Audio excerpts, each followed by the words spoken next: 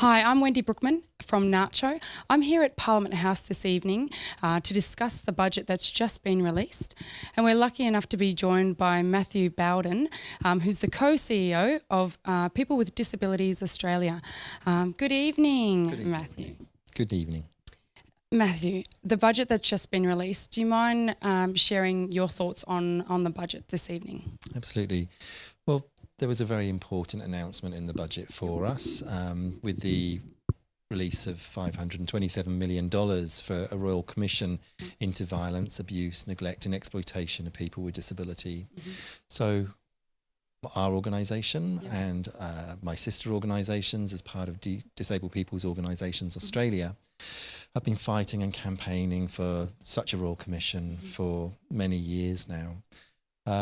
It's really important that we have a national inquiry into violence against people with disability. And there are my sister organisation, the First People's Disability Network Australia, have been really campaigning for that as well, because unfortunately Aboriginal and Torres Strait Islander people with disability experience violence at much higher rates than non-Indigenous people with disability, even though for non-Indigenous people with disability, those rates are still at an epidemic level. So we really welcome this announcement. It's going to be really important that people with disability, that we're able to tell our stories, to talk about what our experiences of violence have been. And those experiences of violence can be in any setting and any context. So it's going to be violence that's occurred in the family home, things that have occurred in the community, things that have happened in service settings as well.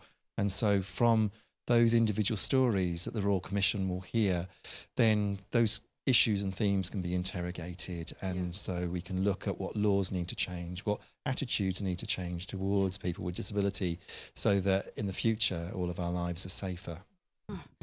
Well, that's a fantastic outcome for, like you're saying, that you've done these campaigns for so long. Was there anything else that you guys got from the budget that you guys have also been campaigning towards? Unfortunately, there wasn't any increase to New Start. We estimate that at least 30% of people who are on New Start as their income support are people with disability. Many of those people are also Aboriginal and Torres Strait Islander people with disability. So it was a real disappointment to see that there was no increase. I mean, for 25 years, over 25 years now, the level of New Start has remained the same. So, of course, the cost of living goes up every year, and it just means that people with disability are living in poverty and having, really, really tough lives more and more every year that this goes on and this gets ignored by the government.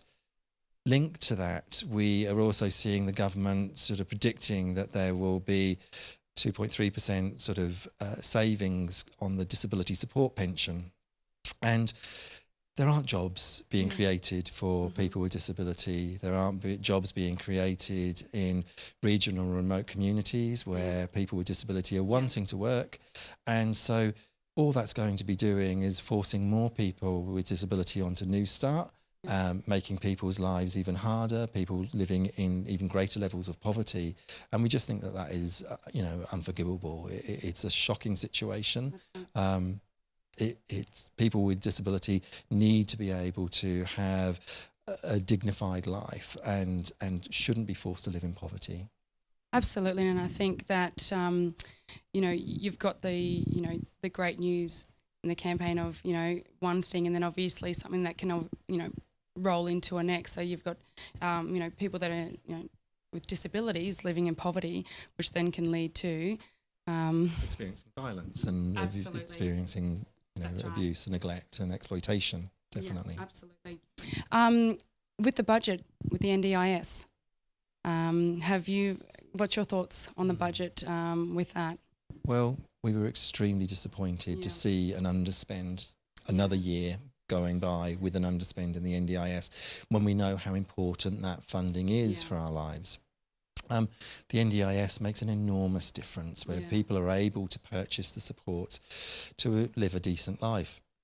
And to know that there are communities who the NDIS isn't reaching, and Aboriginal and Torres Strait Islander people with disability are not getting onto the scheme at the rates that they need to.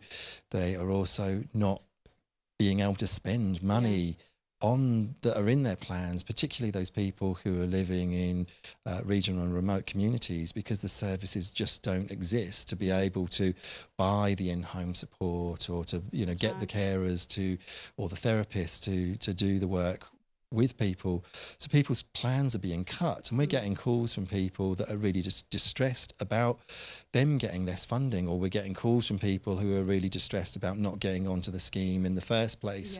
And so the reach isn't happening, and to think that there is this underspend is an absolute disgrace. We need to make sure that everyone with disability who's eligible for the scheme gets onto it, and that they're able to kind of spend the money that's allocated to them.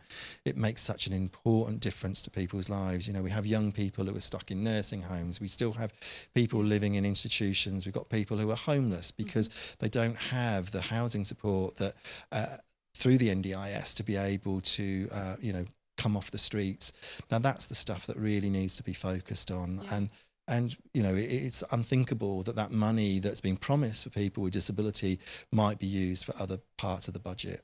So we're really against that. I think you're very right in saying that it is quite unforgivable. It's we live in this lucky country, and yet we still have people that are living in remote communities, like you said, that just do not have the services available to them when we have something like NDIS, which is, so impacting. Is there anything else in the budget that sort of took you by surprise?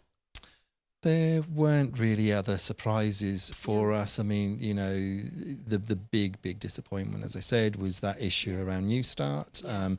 We've been a part of the campaign calling for that increase to New Start, for that to be ignored, despite all of the evidence about what poverty is doing to people and around the country, and for, the tax breaks, the benefits going to high earners rather than the people in our society and our communities that really, really need it, was massively disappointing. But, the thing that we were really excited about, of course, was getting the Royal Commission funded and fully funded. It's a massive scope of work. It deserved a large budget investment, and to see that we've got that 527 million, it will make a big difference. But we've got some wins. It's bittersweet. That's right. It really is. It is a bittersweet because yes, it is extremely important and something that you guys have campaigned for a very long time.